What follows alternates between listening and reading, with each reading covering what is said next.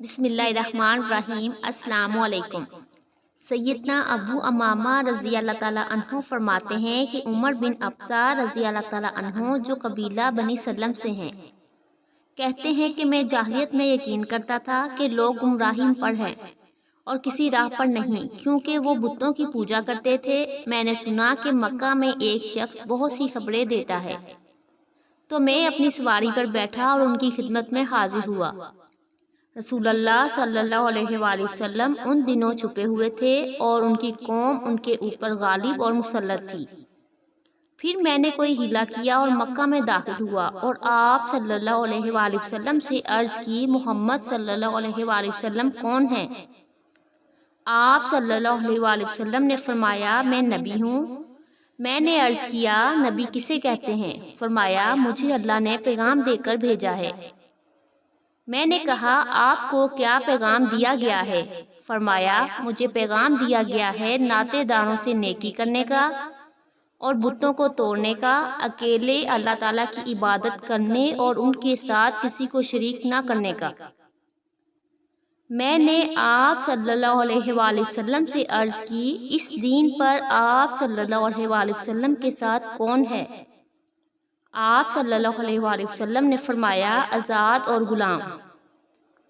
راوی نے کہا، ان دنوں آپ صلی اللہ علیہ وآلہ وسلم کے ساتھ حضرت ابو بکر رضی اللہ تعالیٰ عنہ اور حضرت بلال رضی اللہ تعالیٰ عنہ تھے، جو آپ صلی اللہ علیہ وآلہ وسلم پر ایمان لا چکے تھے۔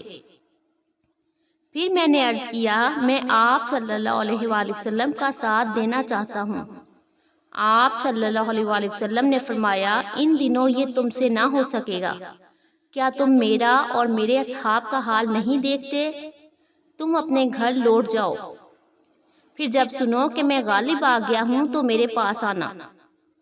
انہوں نے کہا کہ میں اپنے گھر چلا گیا اور رسول اللہ صلی اللہ علیہ وآلہ وسلم مدینہ میں آئے۔ میں اپنے گھر میں لوگوں سے خبر لیتا رہتا تھا اور پوچھتا رہتا تھا۔ جب آپ صلی اللہ علیہ وآلہ وسلم مدینہ میں آئے اور ایک قافلہ مدینے سے میرے پاس آیا تو میں نے اس سے پوچھا، اس صاحب نے کیا کیا جو مدینہ میں آئے ہیں؟ انہوں نے کہا، لوگ ان کی طرف دوڑ رہے ہیں، ان کی قوم نے انہیں مار ڈالنا چاہا مگر وہ کچھ نہ کر سکے۔ پھر میں مدینہ آیا اور آپ صلی اللہ علیہ وآلہ وسلم کے پاس حاضر ہوا اور میں نے کہا، اے اللہ کے رسول صلی اللہ علیہ وآلہ وسلم، آپ مجھے پہچانتے ہیں؟ آپ صلی اللہ علیہ وآلہ وسلم نے فرمایا، ہاں، تم وہی ہو جو مجھے مکہ میں ملے تھے۔ میں نے کہا، جی ہاں۔ پھر میں نے عرض کیا، اے اللہ کے نبی، مجھے بتائیے جو اللہ نے آپ کو سکھایا ہے اور میں نہیں جانتا، اور مجھے نماز کے بارے میں خبر دیجیے۔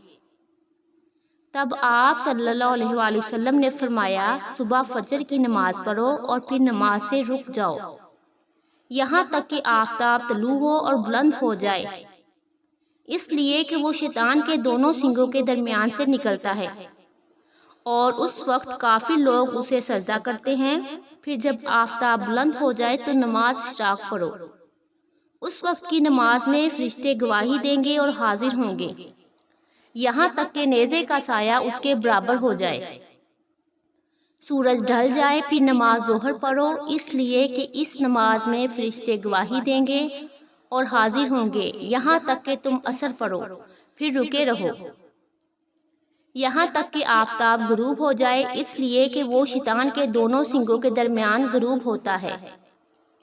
پھر میں نے عرض کیا، اے اللہ کے نبی صلی اللہ علیہ وآلہ وسلم، اب وضو کا طریقہ بھی بیان فرمائیے۔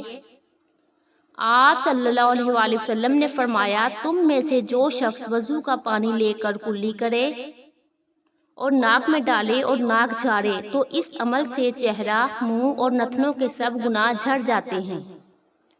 پھر جب وہ منہ دھوتا ہے جیسا اللہ تعالیٰ نے حکم دیا ہے تو اس کے چہرے کے گناہ اس کی داڑھی کے کناروں سے پانی کے قطروں کے ساتھ گرتے جاتے ہیں۔ پھر جب وہ اپنے ہاتھ کہنیوں تک دھوتا ہے تو دونوں ہاتھوں کے گناہ اس کی انگلیوں کے پوڑوں سے پانی کے ساتھ گر جاتے ہیں۔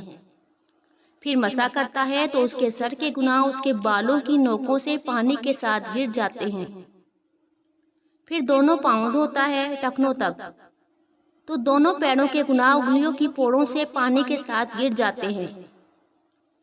پھر اگر وہ کھڑا ہوا اور اس نے نماز پڑھی اور تعریف کی اللہ تعالیٰ کی اور خوبیاں بیان کی اور برائی کی ان کی جو ان کی شان کے لائق ہے، اور اپنے دل کو خاص انہی کے لیے ان کے غیر سے خالی کیا، تو وہ بے شک اپنے گناہوں سے ایسا صاف ہو گیا گویا اس کی ماں نے آج ہی اسے جنا ہے۔ پھر یہ حدیث عمر بن ابزہ رضی اللہ تعالیٰ عنہ نے ابو امامہ سے بیان کی، جو صحابی رسول صلی اللہ علیہ وآلہ وسلم تھے۔ تو انہوں نے کہا، اے عمر بن ابزہ، دیکھو تم کیا کہتے ہو؟ کہیں ایک جگہ یعنی ایک عمل سے آدمی کو اتنا ثواب مل سکتا ہے؟ تمہارے بیان میں فرق ہے۔ تب عمر بن ابزہ رضی اللہ تعالیٰ عنہ نے کہا، اے ابو امامہ، میں بوڑھا ہو چکا ہوں، میری ہڈیاں گل گئیں اور میں موت کے کنارے پہنچ چکا ہوں۔ پھر مجھے کیا ضرورت ہے کہ اللہ تعالیٰ اور ان کے رسول صلی اللہ علیہ وآلہ وسلم پر جھوٹ باندھوں؟ اگر میں اس حدیث کو رسول اللہ صلی اللہ علیہ وآلہ وسلم سے 1، 2 یا 3 یا 7 بار بھی سنتا تو کبھی بیان نہ کرتا، مگر میں نے اس سے بھی زیادہ بار اس حدیث کو سنا ہے۔ سبحان اللہ، جزاک اللہ، اللہ حافظ۔